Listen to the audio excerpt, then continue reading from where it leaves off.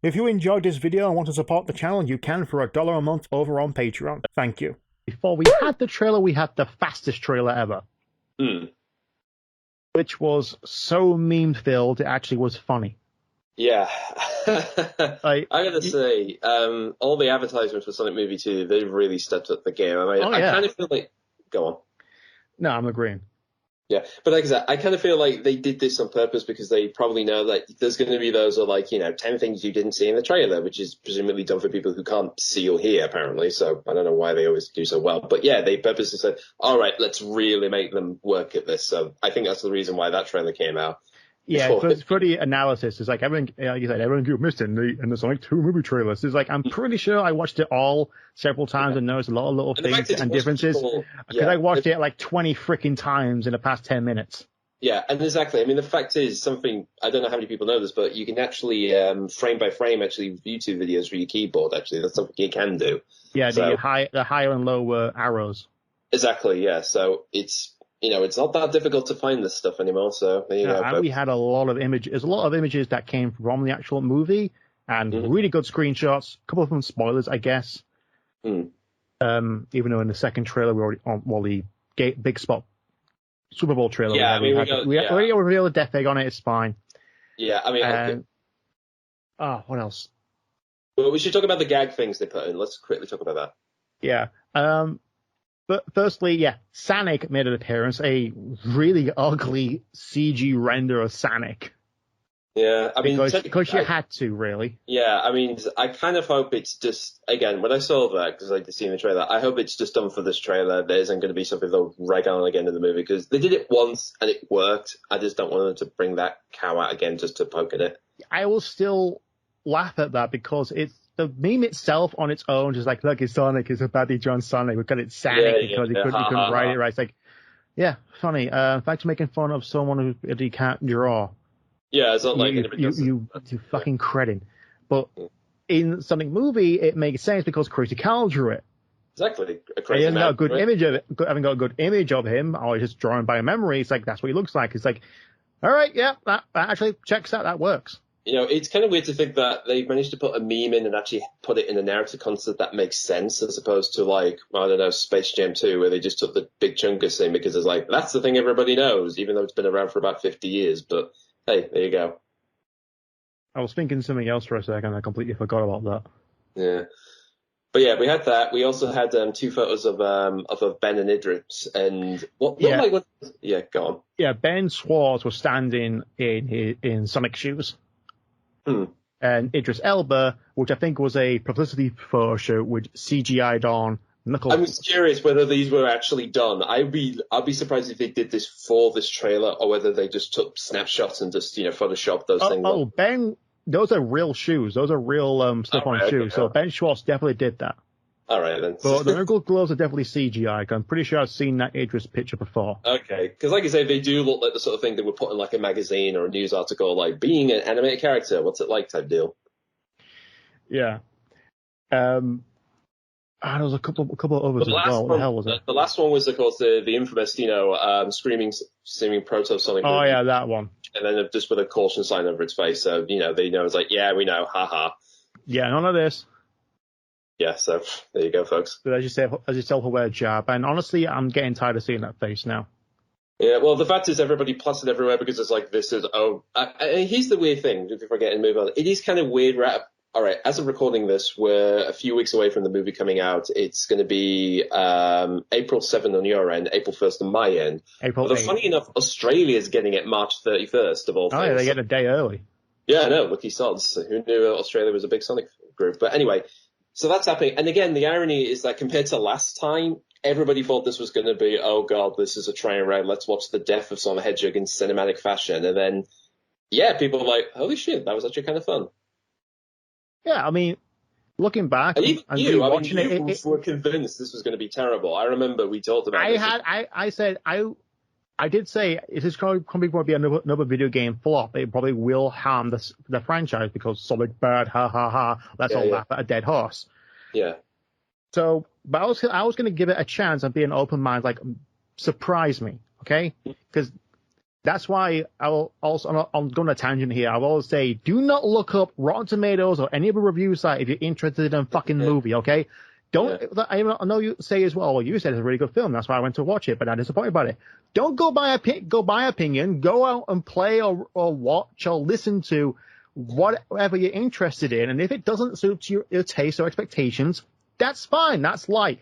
That's why I really fucking hate it when you get trailers saying it's got a 99% on Rotten Tomatoes, and a week later it's got a 98% on Rotten Tomatoes because it fluctuates all the fucking time. Stop referencing and bring up Rotten Tomatoes, and it's a freaking gauge to get people to go to a fucking movie. Yeah, I mean, put it this way, at one point, apparently, Paddington 2 out-tomatoed Citizen Kane of all things, so that happened, folks. So, yeah, I still find that hilarious. And on top of all that, there's also review bombing as well that can draw the viewer reception down as well. Yeah, exactly. I mean, again, it's the thing with, Rotten Tomatoes, like, I didn't see it really start to be used on, like, the back of the box or DVD covers until, like, we even have Spider-Man Homecoming. Like, the Spidey movies from Marvel, they're like, they start using, like, fresh on their meter for ages. I'm pretty sure it's been earlier than that, but yeah, right about when Spider-Man came into the MCU, it was really pushed upon. Yeah, but that's the first time I started seeing it, and then even now when I go on Sky, they even put it on, like, the rating figures. Like, God, this is weird. And again, the point of Rotten Tomatoes is, like, most of the time it's there for, like, if you want to know a list of reviews from certain people, it's like, here's a list, go in here and check what it is. That's partly what it's there for. So I never really use it to, like, determine whether a movie's good or not. And either way, like, sometimes I listen to certain reviewers and sometimes they'll like something that I don't care for. And likewise, I like something they don't care for. So everyone's different, folks. Yeah, it's like how, Hitler bring a guy up on Movie Bob. He didn't like Sonic the Hedgehog. Yeah, I think he did not like the last Sonic movie, and God knows what he's going to think of movie 2. Which again, it's like, I kind of want, that's what I mean, is like, I don't want to hear his review of it. I want to go in what I think first, and then if I'm interested, I'll look his review up afterwards. So, I'll have that in mind. I will say, I bring up one of his points as well, to go back onto Sonic 2 and Sonic 1, is he did say, it follows certain tropes of family films. It's like, yeah. Because it's Sonic the Hedgehog. I mean, video game movies haven't exactly found a formula yet to actually work outside of one or two live action, human characters like Tomb Raider. Like Tomb Raider and Resident Evil are the other two franchises that actually managed to get it right, but Resident Evil did it. Yeah, I take it away from Resident Evil up until Extinction. Okay, Extinction dropped the ball. Yeah, the first two actually enjoyed. Yeah, I mean, it's kind of funny, especially because the first Lara Croft Tomb Raider film, that still had, like, the highest grossing video game movie of all time. Then the second one came out, nobody cared. And then they did the one back in, was it 2018, I think? I could be wrong. I think so. But even then, still highest grossing video game movie. I'm not too sure if Sonic overtook it. But I think Sonic may have overtook it and just, like, the general... It was Prince of Persia. Prince of Persia did, I know, yeah. Yeah, that outdid Tomb Raider. Yeah, I mean, Tomb Raider, I think, had the highest grossing overall, but I think in terms of, like, opening out, I think it was Prince of Persia, and now it's the Sonic movie. So, yeah, it's kind of funny to see how things have changed. Yeah, well, and again, Sonic 1 still followed a lot of tropes of family films, like the CGI character in the car and the humans driving, like James Cameron's been doing for 3 fucking films. Yeah. But at the same time, it had to do that because it's something different. It has to be something familiar to jump into, and you can insert certain aspects of the video game into this, and yet it's alien comes from another world onto ours. We have to help him out. It's that kind of trope. Like, it's easy all over again. Yeah, I mean, again, it's like there's so many. I mean, one example, I remember somebody on Twitter actually said, congratulations, you made the movie where I couldn't. It was from the writer of Hop, which also had James Marsden working with an animated character of all things. So yeah, it's been done before. But like I said, the thing is, I think someone said this very well, is in, even if they change a lot of things aesthetically or, settings, whatever, if they get the character right, that's the most important thing. And that's what they did. They got Sonic right for this movie. Yeah, the film I like to compare it to is Godzilla. The legendary Godzilla. Yeah, the recent ones. Sonic the Hedgehog was about Sonic the Hedgehog. He took most of the screen time. Godzilla in his Godzilla movie took up 5 minutes. Overall, in terms of screen time. Yeah. That's if you include all the scenes where you just see his spiky fins in the water. And all the tease up to his reveal, and of course, there's the famous he comes out of the ocean and they have this big battle, which you only see through a TV screen of the little boy's bedroom, which, I think that was done on purpose. I think the filmmaker said, yeah, I did that on purpose because I wanted them to wait until we actually see him fully going ape shit. Build up anticipation and hype for an entire movie, and people like it even more. Yeah, but you put the focus on the humor we didn't give two shits about. And Bryan Cranston's marketing face. Yeah, but the fact is, again, the other thing that surprised me about the last movie was, again, I didn't think Tom was going to work, because we all thought, we all remember Christopher Thorndyke from Sonic X, and that didn't really work in the long run. But he worked, being the fact that he's the older character, with Sonic being like a 12-year-old kid. He is kind of the guy having to deal with this mad stuff in front of him. Yeah. Before we ramble on even more, let's quickly divert back to Sonic. We'll talk about the main trailer. Yeah, the main trailer. We had that fast trailer, it's like, trailer coming tomorrow, and we got it, and wow, a lot of stuff we had to talk about. They get the one thing out of the way, because it's nitpicking me, but at the same time, makes sense, but I don't like it. Here we go. Robotnik having green powers. Well, basically empowered by the Master Emerald, that's the thing. Yeah, I get it. It's got the green chaos energy, like Sonic has the blue energy, and Knuckles, well, obviously he has the red energy. That's all chaos energy. That's how it works. Yeah. I don't like it. I don't like Robotnik having the chaos energy turning his... Explain it. Actually, I'm going to bring this up as well, because I just remembered it. When we actually talked about the stills and the filming of Sonic 2, and I commented on why the hell is Eggman wearing a black coat, so I would prefer him have a red coat. Yeah. Turns out this is why he had the black coat. Yeah, exactly. Yeah, and again, it's funny because a lot of the stuff in the trailer are things from, like, when we were seeing the on-set footage, like, one of them was him being carried in the air, which I theorize is like, is he being pulled up? Is it a machine? But no, it's the chaos energy pulling him up as he's, bringing all the metal and machinery, dismantling it so he can presumably make the Death Egg robot. Yeah, I was going to be my guess. Yes, that's my theory. So if it's confirmed, it's confirmed. I'm right. Nicky's like, we're right. Yeah, I'll say these two things. One is obviously the fact is we rarely see in the Sonic universe and multimedia stuff, it's like we rarely see what does Emerald do if a human picks it up, aside from maybe just flashing them off. So, and again, funny enough, the only other time this ever happened with Robotnik is Adventures and the Quest for Chaos Sagas thing, and even Sonic the Comic, where literally Robotnik has literally the power of the Emerald and he becomes basically Dr. Manhattan, where he can change reality at whim. I think he did that twice, actually. Well, they did it once. I got it right, yeah. The first one was with the Emerald. Then he turned into a crystal, and then he became all-god powerful being deal afterwards. The later one, the Game Over arc, that's when he took life of the planet. Yeah, that was he's sucking That's the one I was thinking of. Yeah, but like I said, those are the only two ones I can say. That's what got in my head when I saw that happening. Yeah, I don't like the idea of Robotnik actually having chaos energy like that. I was going to say, like, he's supposed to be teleported back into his lair, so he's technically using chaos control?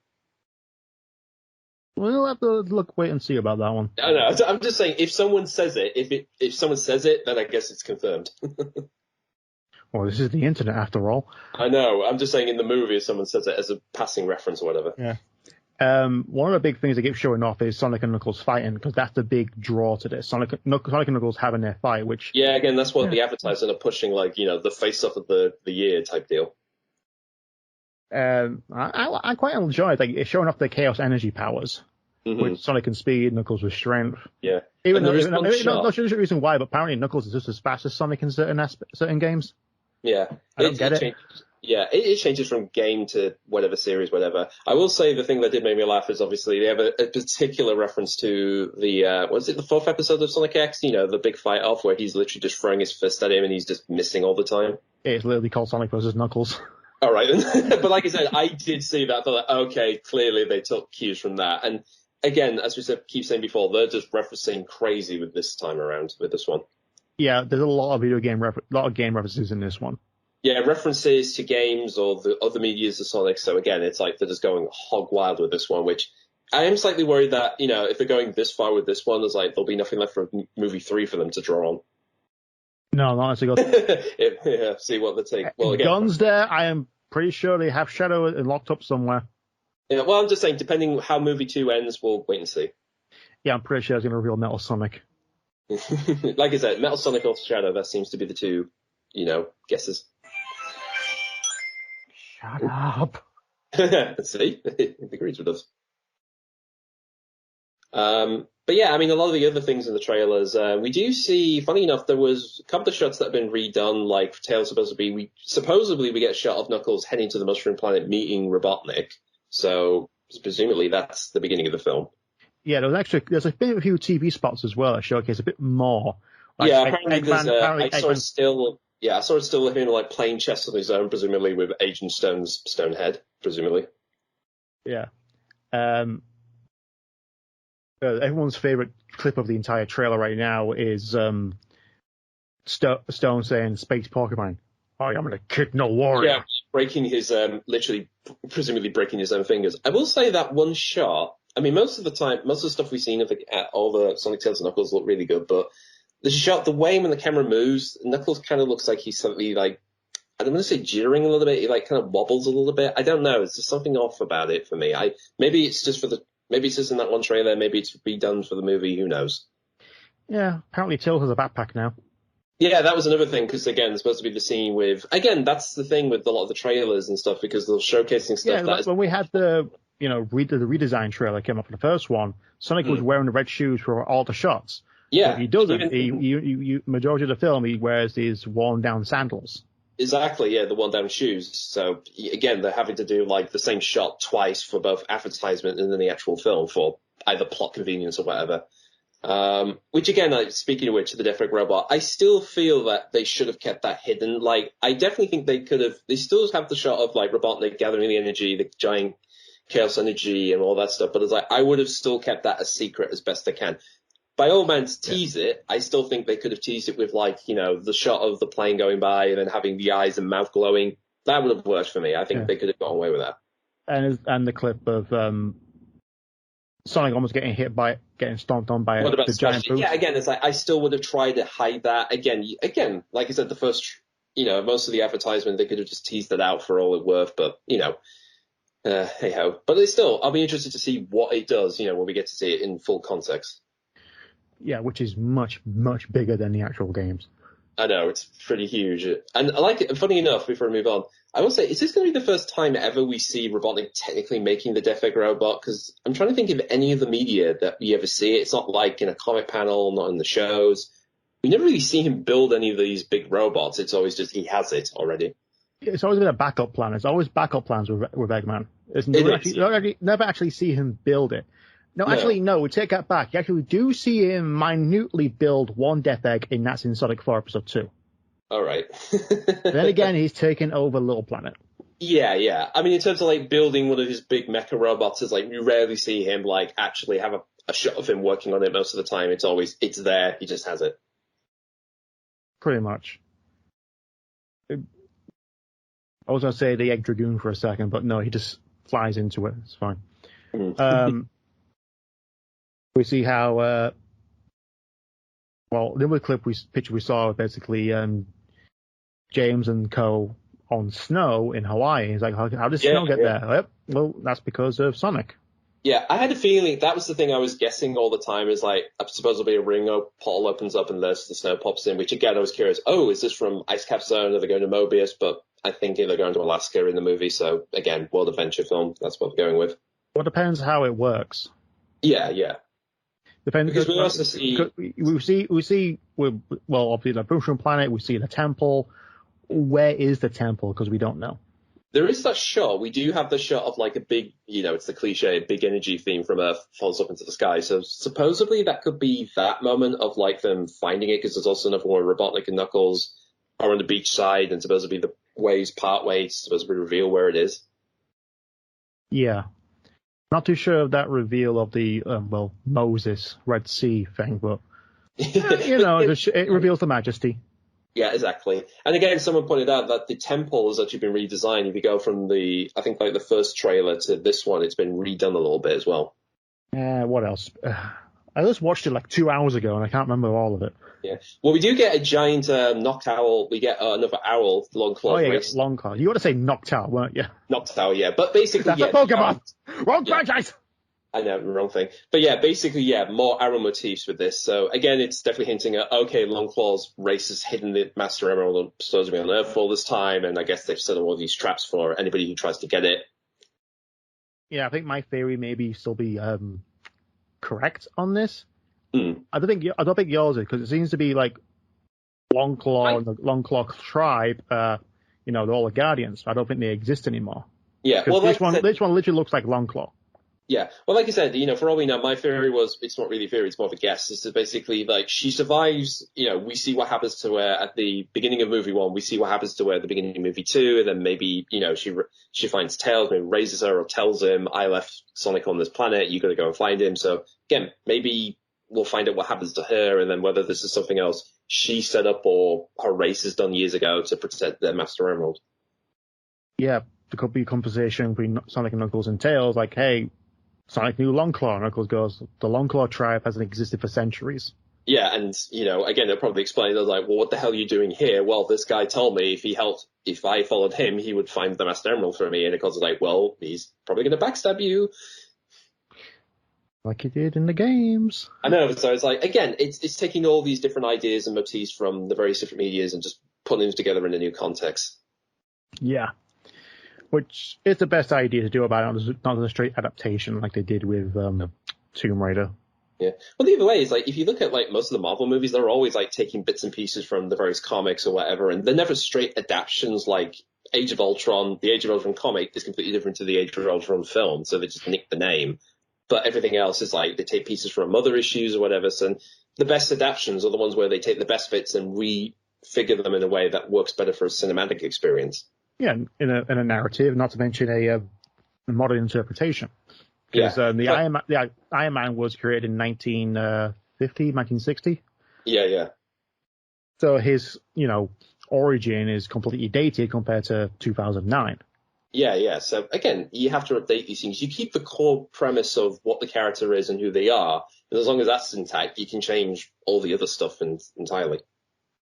Yeah.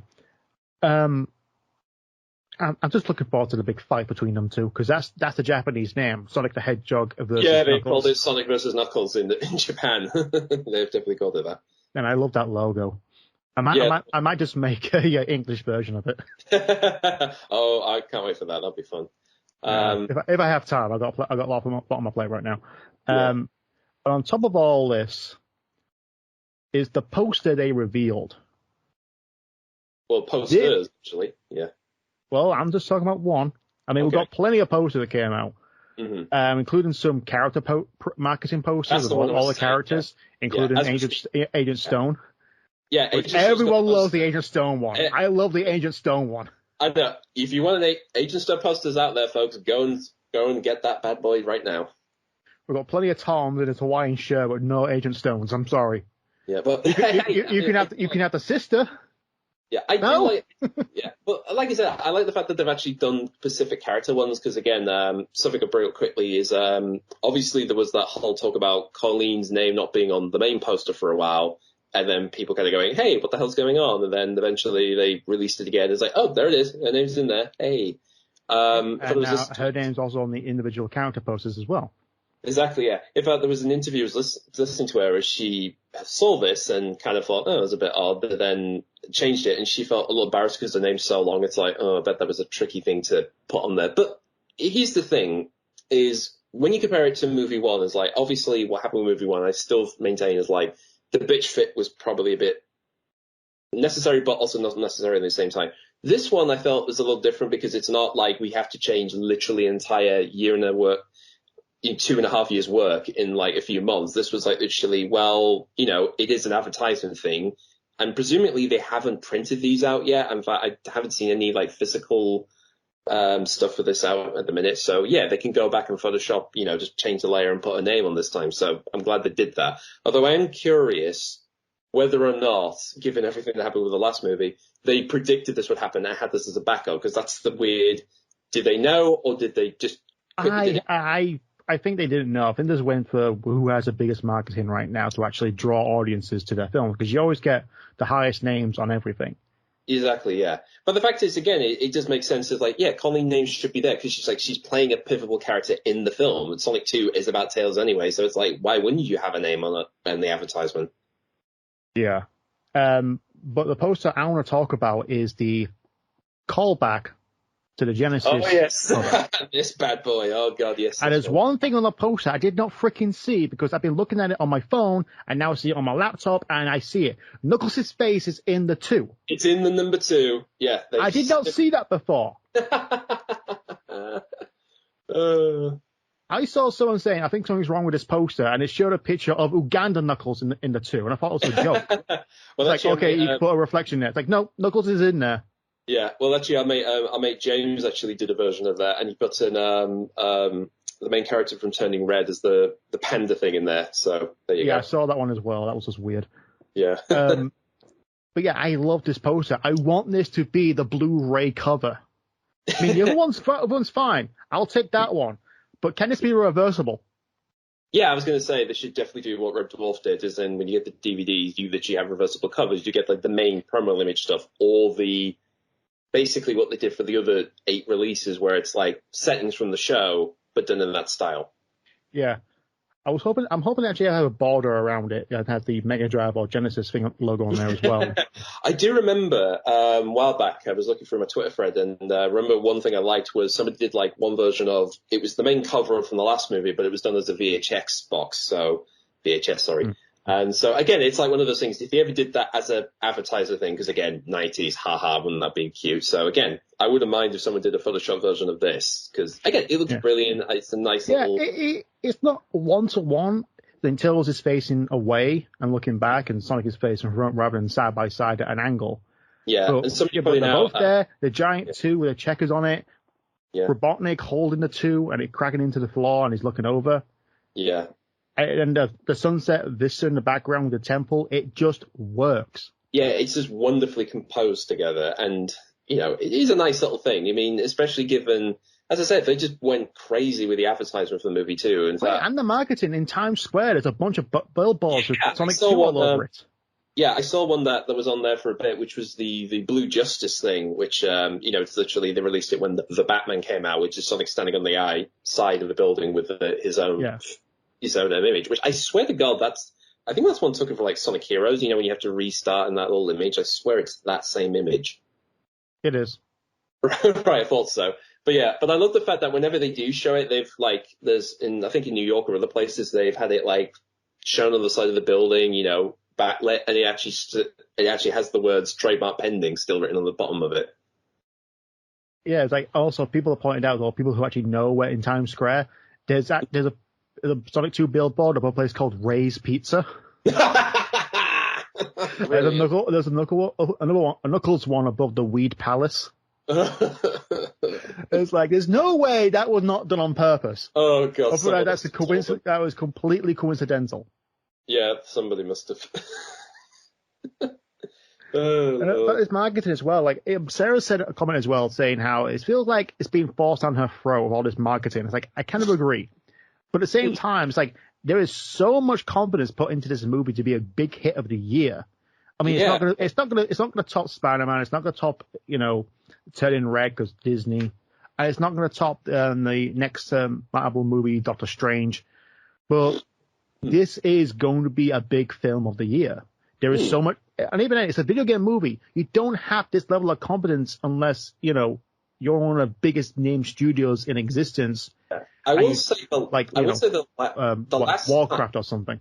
Yeah, I will say the last time I saw that, aside from Warcraft, was like Detective Pikachu, because Warner Brothers really put a lot of money behind that. And I remember one of the writers saying the thing is like, in comparison, Pokemon the movie had more money behind it, but it didn't get enough in the box office, whereas Sonic movie, the first one, was cheaper in comparison to that, but it took double the amount in the box office. So yeah, they've just been going crazy with this one. And the fact that, again, we're getting movie 3 and a spin-off with Knuckles as well. It's like, yeah, Paramount, they're not resting on their laurels with this one. No, because you already have people who actually know what the fuck they're doing. I mean, Jeff Fowler said he's not too sure whether or not he'll return for the third film. Yeah. I hope he does. He knows what the fuck he's doing. like you said, when it comes to the first Sonic movie, and especially this one, is giving the characters their time and making them the pivotal center of the freaking films, not just a side character, and focus on the surrogate human characters that we have to focus on. Yeah. That's one of the reasons why the Transformers movies failed. Yeah, I still prefer the first one. Mm-hmm.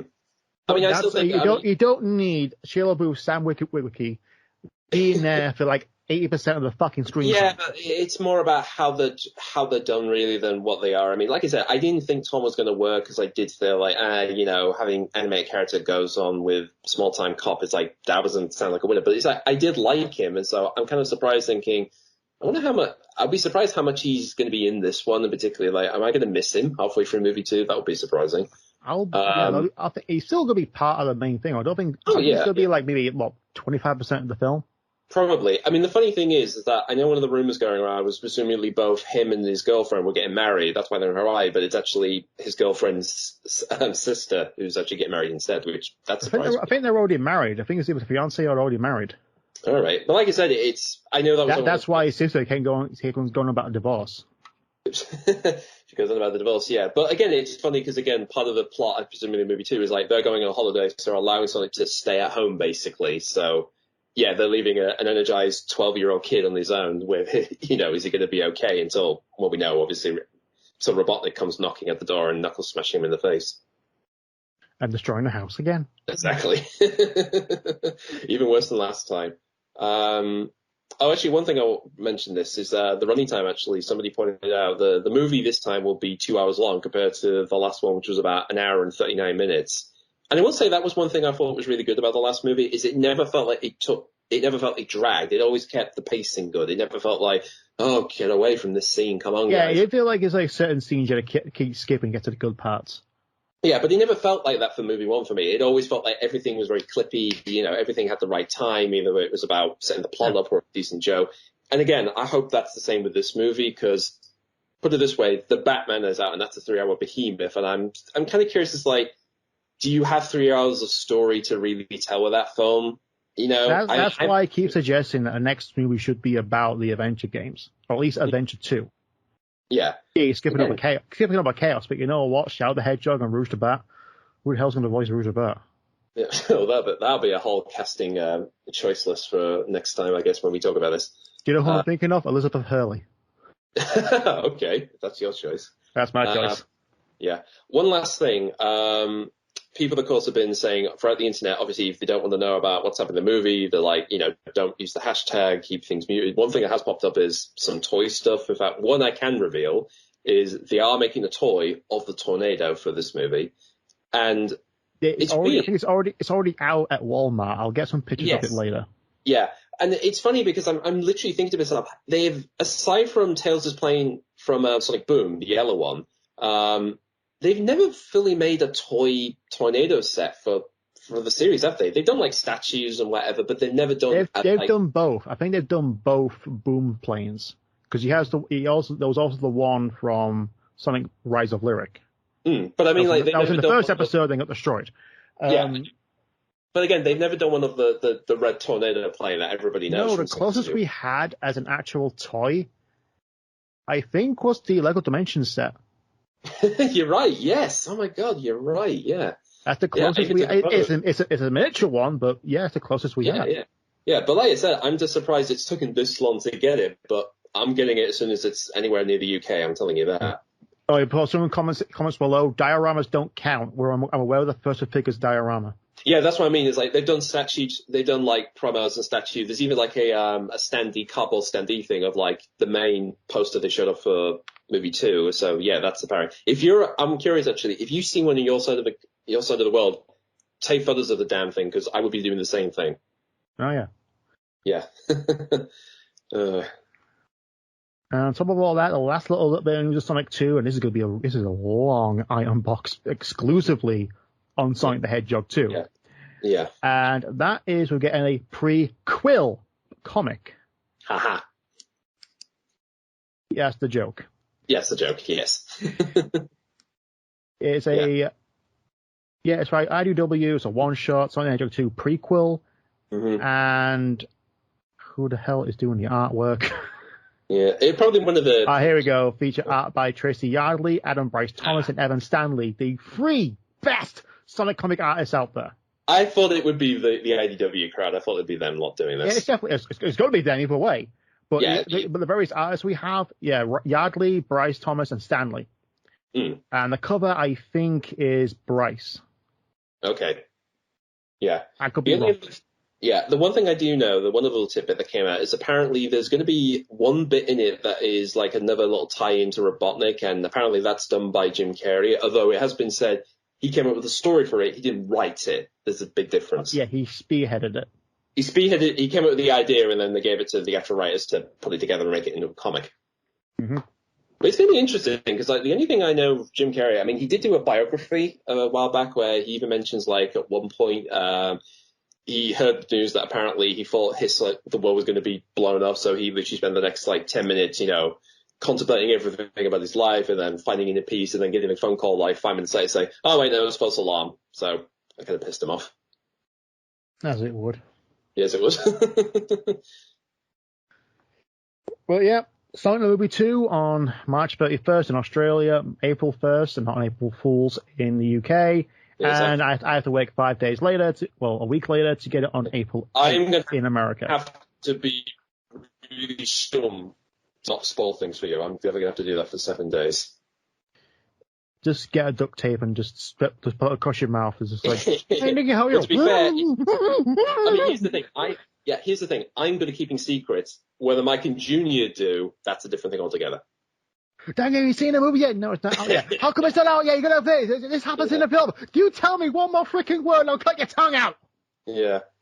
But either way, when we get to see the movie, we'll do what we did last time, probably just chat about it and do a entire ramble about what we thought about it. We're definitely going to do what we did last time. We're going to have a big old review. It lasts over 2 hours. Yeah. But like I said, hopefully, it won't be as chaotic, but, we'll see what we do. Oh, definitely.